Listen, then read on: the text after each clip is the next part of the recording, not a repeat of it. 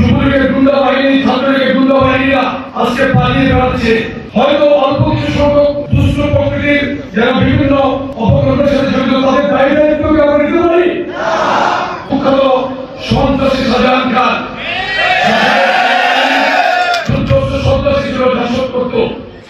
শাহজাহান খান শ্রমিক নেতা থেকে পরে গুন্ডা বাহিনীর নেতা হয়েছিলেন। আজকে তার পাপের ফল ভোগ করছে কোথায়? যেখানে তার সন্তান আসিফ খান সহ সে জেলে। আপনাদেরকে এগুলো বুঝতে হবে যে মানুষ কিন্তু তাদেরকে গ্রহণ করে নাই। এইরকম এই মাদারীপুরে আরো আওয়ামী লীগের, যুবলীগের গুন্ডা বাহিনী, ছাত্রলীগের গুন্ডা বাহিনীরা আজকে পালিয়ে বেড়াচ্ছে।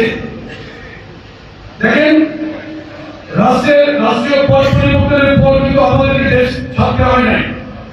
আমরা তো তখন তৎকালীন সময় যুবদলের নেতা ছিলাম।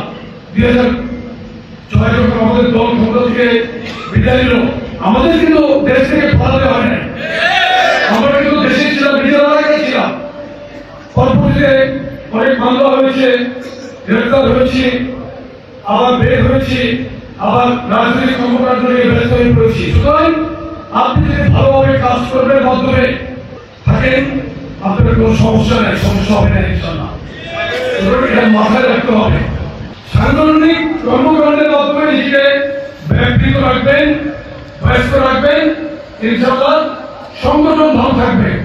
প্রত্যেকটি সংগঠনের নেতা কর্মী যারা এখানে উপস্থিত আছেন, সকলে কি আমার এই কথাটা বুঝতে পেরেছেন? তাহলে কি হয়তো অল্প কিছু সংখ্যক নেতা দুষ্ট প্রকৃতির যারা বিভিন্ন অপকর্মের সাথে জড়িত, তাদের দায়ী দায়িত্বকে আমরা নিতে পারি। সুতরাং আপনারা যদি চোখে সজাগ রেখে চলেন, তাহলে দুষ্টরা কিন্তু সুবিধা পাবে না। ইনশাআল্লাহ আপনাদের সকলের সর্বাঙ্গীন সফলতা কামনা করে আমরা আজকে দ্রুত সভার একদম শেষ পর্যায়ে এসে করেছি। সকলকে ধন্যবাদ জানিয়ে আমি আমাদের